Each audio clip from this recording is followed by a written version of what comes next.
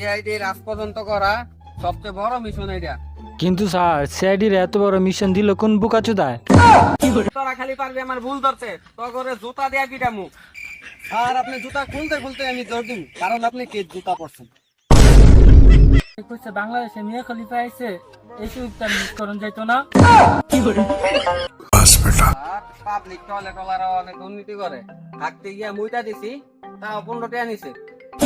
Breaking news, আবারও স্বর্ণ চুরি হয়ে গেছে বাংলাদেশের সব থেকে বড় ব্যবসায়ীর। আমাকে নিউজ দেখাইতাছে আমরা নাকি স্বর্ণ চুরি করছি।